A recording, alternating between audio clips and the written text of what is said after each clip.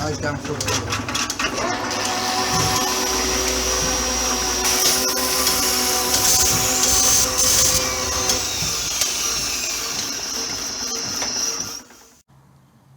Good morning, folks. You won't believe this, I'm actually at the workshop. It's only Thursday. So Monday, hospital appointment for the wife. Tuesday, taking number one daughter back to York to the university. Wednesday, hospital appointment for the wife. And here I am today. Tomorrow, I have to do a speed awareness course in Driffield. Never mind. So, I'm going to crack on today and try and get this heat exchanger all together in a day. There you go. First thing I'm going to do is take that lump there down, because I need that lump to attach to the end of the heat exchanger for the output. So I'll crack on with that and I'll bring you back when I've done it. Right folks, that's all down. And that's all down. And after a great deal of riving and a bit of bending, I got those two separated. So I'm using that piece into there. I've put these two pieces of wood onto the heat exchanger so that I can screw directly through into these. Just probably a couple of screws either side to anchor the heat exchanger. So I think the next thing to do is to start assembling this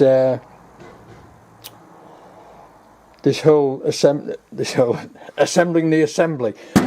Get this joint here riveted first, right, and then we're beginning to put it together, and then I don't know which way around I'm going to put it yet. I might actually have that as the top and cut the hole for that in the top. Well, obviously it'll be in the top because it's a breather, it needs to be in the top. So I've got those pieces of wood on there. I've got some foam rubber cut out for sealers down either side so that it doesn't rub, and we're going ahead of pace, and then I got interrupted and now I'm working again. So off we go. Bye now. Right folks, we've got the hole cut for the breather. We've got the first rivet in there to hold it, so I'm going to go the other end now, close it up to my piece of 15-inch wood. I'm going to put another rivet in, right, and then we can start assembling. Well, what I want to do after that is to make this end fit onto there. So it'll be either a matter of tapering this down or making up a flat plate. I would rather taper it down than make up a flat plate, but perhaps I'm just being far too pedantic. Let's carry on. Right folks, that's fixed.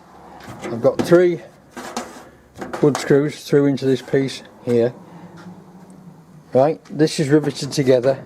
The next thing to do is to get the top piece on, mark the side with a pencil, and then drill 3 holes through and get screws into there. And then that's fixed in place. Then I can put the closing plate on, right, and then I can take the screws out, take that out for safety, and work on joining one end of that to that, and then we're beginning to get somewhere. Right, I'll bring you back in a minute. And there we go folks, that's all screwed in, 3 screws into the wood on either side. So that's held firmly in place now. It's sealed on 3 sides with foam rubber. I just need to seal the bottom bit because that's where all the connecting pipes are, and that's going to be a little bit more difficult, but I'll just stuff some foam in so it's not really a problem.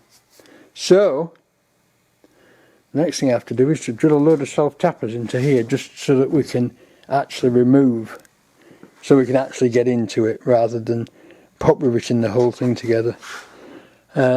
Probably me just being pedantic, but there you go. Right, onward. Just for a change, it's raining again. Typical. Right, okay. Change of plan, don't they always? Don't they always? Right, instead of attaching that huge piece to there, I'm going to put this into the side of the box there, because there's plenty of room, and then I'm going to put a square end on that with a short piece, a short stub, just to join the pipe onto.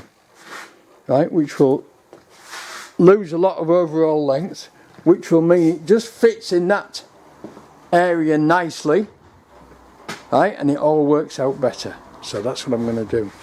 So I've got it out of there. I'll probably use that end to join the pipe on, and we're onward. So next thing I suppose is to make a square piece for there. I'll get some tin in. Bye now. The change of plan has changed again. Not that way, but that way. Because if we put it that way, it acts as a reinforcer for the whole side to stop it oil canning. And also, with it open on that way, it picks up the air as it goes past. So that is where it's going. So next it's a 15-inch approx square piece for this end, and then I'll probably shorten this back to just to make it more compact, or I might not. Plans may change again. Bye now. And there's our end box, which is coming along, but it's going to have to be fiddled because we've actually got 15, 15, 15, 14 and a half, or 14, a bit more than 40, probably 14 and 3/4 there. But I can dress it to fit. I can dress this end up to fit. So I'm going to go for a 15-inch square and then just dress it to fit. Right, off we go again. And there it is, folks. As you might be able to see, it's not quite square, because somehow or other we've ended up with 14 1/4 at this side and 15 at this side. But it fits. It fits very well. I'm very pleased with that. That'll be okay. And then we'll put a piece of that in there to connect the duct to, and that's the job done. I'll make the duct piece long enough to have a strap around it, a support strap. I think although I could put a support strap around there, it doesn't really matter. Right, well, the witching hour has come. It's 4:45, and I'm going to have to pack it in and tidy up for 15 minutes, because what a mess. What a mess. But we've made good progress. Very short week this week because I am away tomorrow again at my naughty boys speeding course for doing 35 miles an hour in a 30 limit. Never mind. Right, thanks you all for watching. Send me some likes if you like. Comment, because I always answer the comments. It's good to get to know people and what they're doing. And I'll see you all again next week for, I hope, a full 5-day week. Okay everybody, bye now.